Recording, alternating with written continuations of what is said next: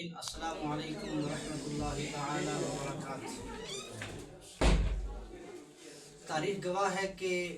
جب بھی دین اسلام کے اوپر لوگوں نے حملہ کرنے کی کوشش کی ہے اور جب بھی فتنوں نے اپنے سروں کو اٹھایا ہے اور جب بھی یہ سیکولرزم کا فروغ ہوتا آیا ہے تب علماء کرام نے دو طریقوں سے ان فتنوں کے سر کو قلم کرنے کے لیے جواب دیا ہے۔ ایک طریقہ تبلیغ، اور تبلیغ کی دو صورتیں نکلی ہیں، ایک تقریر اور دوسرا تحریر۔ الحمدللہ ہمارے اکابرین نے، جمہور اکابر نے ہمیشہ سے اپنے قلم کے ذریعے، تحریر کے ذریعے ان فتنوں کا منہ توڑ جواب دیا ہے اور آج بھی دے رہے ہیں اور انشاءاللہ تا قیام قیامت دیتے رہیں گے۔ اور دوسرا طریقہ ایک تقریر کا ہوتا ہے کہ جب بھی باطل قوتیں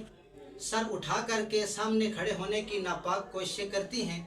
تب علماء تقریر کے ذریعے انہیں منہ توڑ جواب دیتے ہیں۔ اور اس دور کے اندر بھی آپ تمام حضرات جانتے ہیں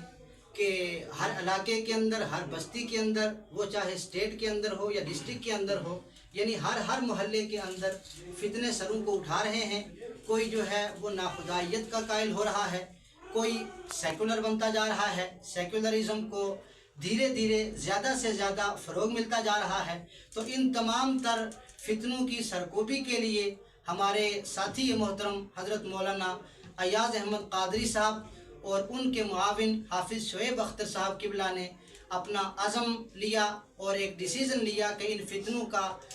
ان کی سرکوبی کرنے کے لیے، ان کا منہ توڑ جواب دینے کے لیے تقریری لحاظ سے ہم اپنے قدم کو اٹھائیں۔ اور یہ قدم انہوں نے آج نہیں اٹھایا بلکہ آج سے کئی سال قبل تک انہوں نے یہ حوصلہ باندھا، اپنے حوصلے کو مضبوط کیا اور پھر یہ تقریری لحاظ سے فتنوں کی سرکوبی کے لیے ہمیشہ سے کوشاں رہے ہیں۔ اور کئی سالوں سے یہ پیغام مصطفیٰ یعنی گھر گھر تک رسول اللہ صلی اللہ علیہ وسلم کا پیغام پہنچانے کے لیے اور ریئل فیس آف اسلام کو ریپرزینٹ کرنے کے لیے ہمیشہ سے یہ کوشاں رہے ہیں۔ تو اسی پرانی ایک طرز کو لے کر کے یہ اس بار بھی ایک پیغام مصطفیٰ کانفرنس کے نام سے جو ایک کانفرنس کا انعقاد کر رہے ہیں، جو 19 اپریل بروز ہفتہ سرزمین کساب